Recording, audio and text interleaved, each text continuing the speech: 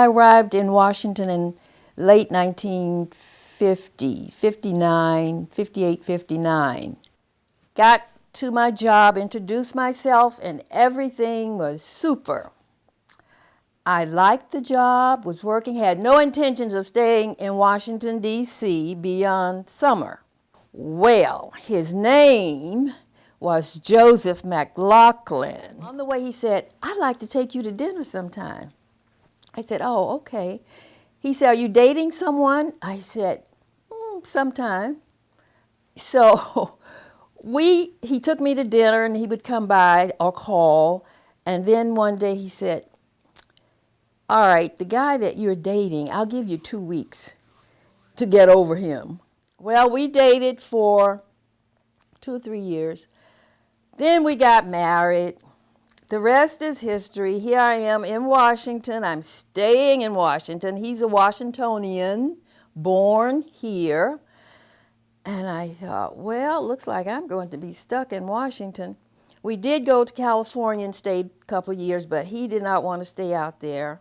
So we came on back to Washington, D.C.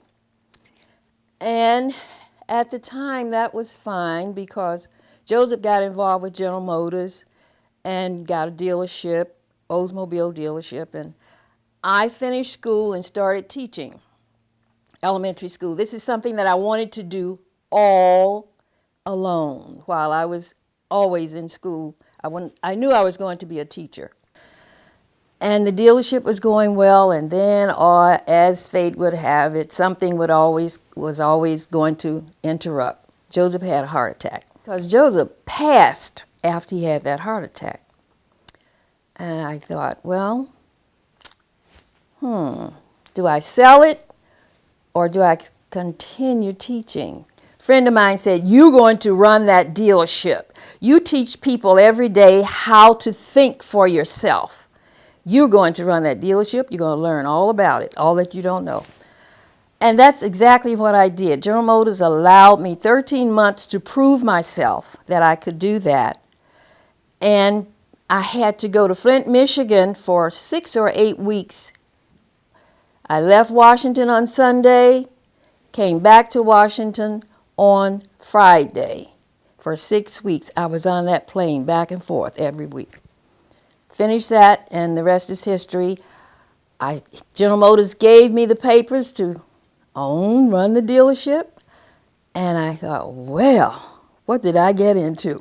It was okay and it wasn't okay. I was accustomed to working with children, teaching children what to do, and then you've got these adults who need to be taught too because, they just needed some finesse to be fine. They needed to be around the edges. At the time I was there were no other black females Oldsmobile dealers anywhere in the world. So General Motors used to designate me as their only black female Oldsmobile dealer in the world. And of course, they played it up to the hilt. And that was okay for a while, but then I thought, I no longer want to do this. I decided that I was going to sell the business and really get back into working with children in some way. And I decided that I was going to become an author, which I had also wanted to do and had done some manuscripts over the years, but never followed through with them. So I wrote my first book.